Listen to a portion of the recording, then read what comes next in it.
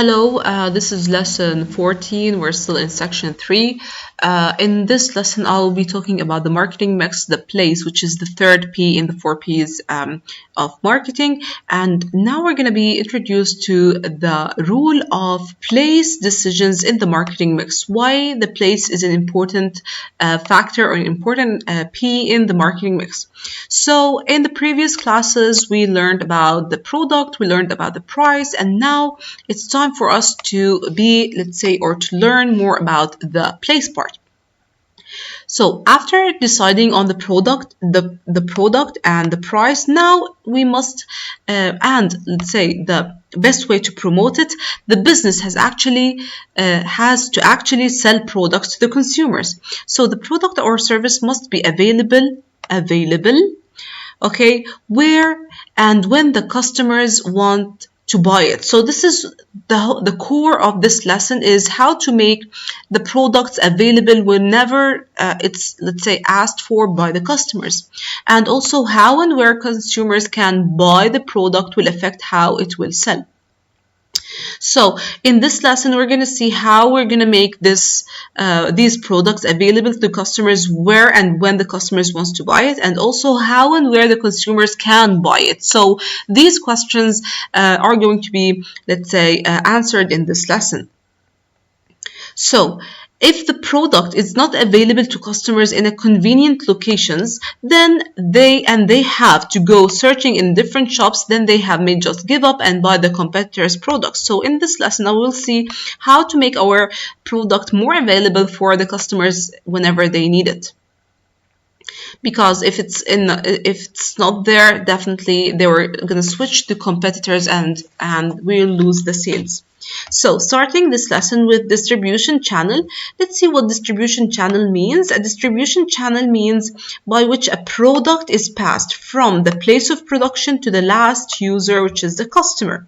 So how the product is going to reach from like the producer all the way to consumers, seeing different distribution channels.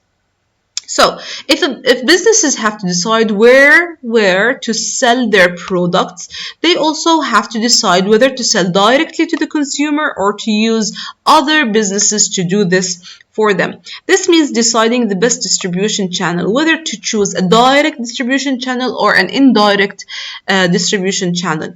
There are several different distribution channels that businesses can use, from selling directly to the consumer or even using intermediary channels. So let's see over here what are the distribution channels one by one. So over here we have the direct distribution channel, which is from producer to consumer. Then we have distribution channel 1, where there's one intermediary that's let's say enter the channel, which is the retailer. And then we have distribution channel 2, where there are two intermediaries, wholesaler and retailer. And then in distribution channel 3, we have an agent, a wholesaler, and also a retailer and consumer. This is channel 1 and channel 2 and channel 3 and channel 4. So 4 channels of distribution.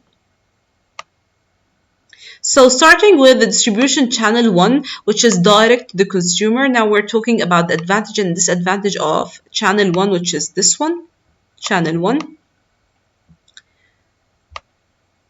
Alright, so what are the advantages of selling directly to the consumers? This distribution channel is very simple. It involves only the manufacturer or the producer selling their products directly to the consumers. It's simple.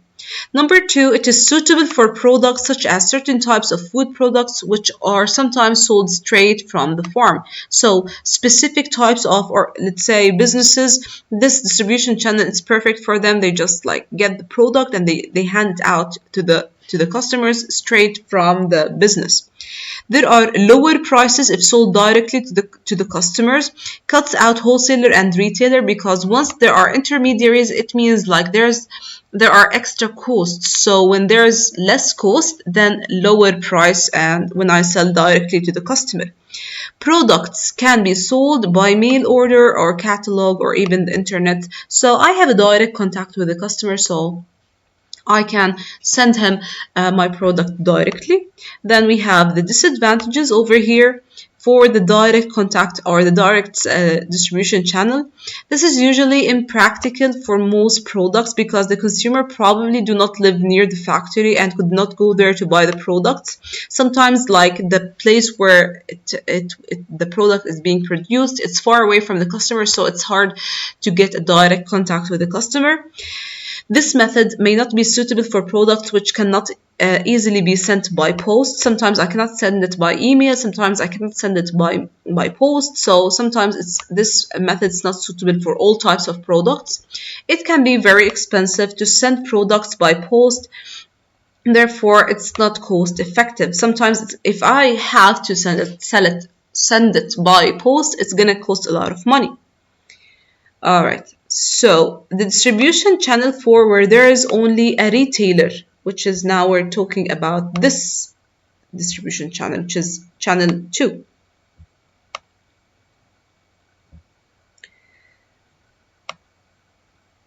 Okay, the second distribution channel where the producer sells directly to the retailer, and then the retailer outlet, and then the retailer outlet sells the products to the consumer. This is most common where the retailer is large, such as large supermarkets, or when the products are expensive, like we're selling furniture or jewelry. So what are the advantages? Producer sells large quantities to retailers, so I will sell large quantities to retailers, so this is an advantage for the producer, and I sell the retailer large quantities, and then the retailer is going to send it to the consumer.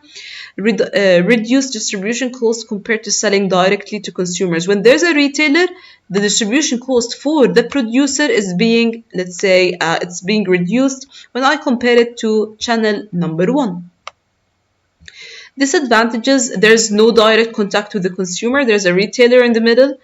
The price is often higher than direct selling as the retailer has to cover its cost and to make a profit. So now the retailer is going to sell the products in higher prices than the producer because the retailer, let's say he needs to cover the cost that he made and he needs to make some profit. So distribution channel 3 using a wholesaler and a retailer as an intermediaries. Now we have a wholesaler. This is the first intermediary. And we have a retailer, which is the second one. So this distribution channel involves using a wholesaler who performs the function of breaking bulk. Breaking bulk is where wholesaler buy products from the manufacturer in large quantities and then divide up the inventory into much smaller quantities for retailers to buy. So the wholesaler buys much larger amounts than the retailer in breaking bulk. He buys in bulk and then he breaks the bulk and he gives small amounts or quantities to the retailers, and the retailers are going to send or sell the products to the consumers. So over here, the advantages of having wholesalers and retailers: that wholesalers save storage space for small retailers, reducing storage cost. For whom? For the retailer. The ones who are going to, let's say, have a storage cost are the wholesalers because they bought with large or extremely large quantities. Small retailers can purchase fresh products in small quantities from wholesalers because they have relatively short shelf life before they deteriorate. So this is an advantage for the retailer also, especially if they are buying small quantities of fresh fruit or fresh products. So when I, as a retailer, I'm buying in small quantities, it's better because I don't have, let's say, a lot of time to sell the product. So when I get small quantities, I can easily sell them to the consumers. Wholesalers may give credit to retail customers so they can take goods straight away and pay at a later date.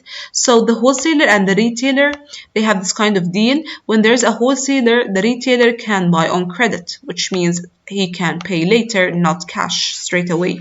Wholesaler may deliver to small retailers, thus saving transport cost. So as a wholesaler, the wholesaler is going to deliver the products for the retailer, so the retailer is going to save transport costs because the wholesaler is going to send it to the retailer.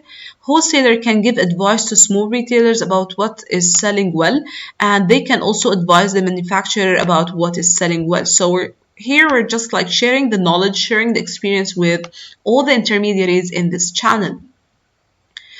The disadvantages for having a wholesaler and retailer as well, it may be more expensive for small shops to buy from a wholesaler than straight from the producer or the manufacturer. The wholesaler might charge more and charge more than the manufacturer. Wholesaler may not have the full range of products to sell. Sometimes the wholesaler doesn't buy like all the products from the producer, so he doesn't have the variety for the retailer. Takes longer for fresh produce to reach the shop, so may it's not be as good quality because like it's being sent from the wholesaler, then retailer, then the consumer. So for fresh products, it's going to take a lot of time to reach the shelves of the retailer. Wholesaler may be a long way from the small shops, so it's about distance, also sending the products in the right time. Consumer price is often higher than direct selling, as both the wholesaler and retailer have to cover the cost and make a profit. So till the time the product reaches the consumer, definitely the price is going to be super high because both the wholesaler and the retailer, they want to cover the cost, and both of them, they want to make profit. So it's going to be super expensive for the consumer as well.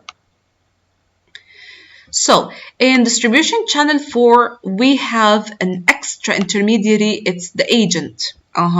So let's see what's an agent. An agent is an independent person or a business that appointed to deal with sales and distribution of products or range of products. So when products are exported, the manufacturer sometimes uses an agent in the other country. The agent sells the product on behalf of the manufacturer. So in this channel, the agent is like acting on the behalf of the manufacturer that is not in the country, especially if I'm, let's say, importing or I'm exporting at the same time. This can allow the manufacturer to have some control over the way the products is sold to consumers. The agent will either put an additional amount of price to cover the expenses or receive a commission. He can do, let's say, different decisions related to the price because it's acting like on the behalf of the manufacturer. And also the agent may also act as a wholesaler, so he can do both. Advantages: manufacturer may not know the best way to sell the products in other markets, and having an agent is going to help the manufacturer. Agents will be aware of the local conditions and they will be the best positioned to select the most effective places. So the agent is going to be acting on the behalf of the manufacturer, and this agent is going to have more knowledge about the locals and like the most effective places to sell in. The disadvantage: the producer has less control over the way the product is sold to consumers. So the producer, sometimes he's not in the same country, so he doesn't have the needed control about about the product reaching the final user, which is the customer or the consumer. So methods of distribution over here. So the methods of distribution, we have like the places where I can actually find the products, where the products are actually available to the customer. So we have department stores, and they are large stores usually in the center of towns or cities, which sells a wide variety of products from a wide range of suppliers. The chain stores, 2 or more stores will have the same name and same characteristics and could be like in different countries as well.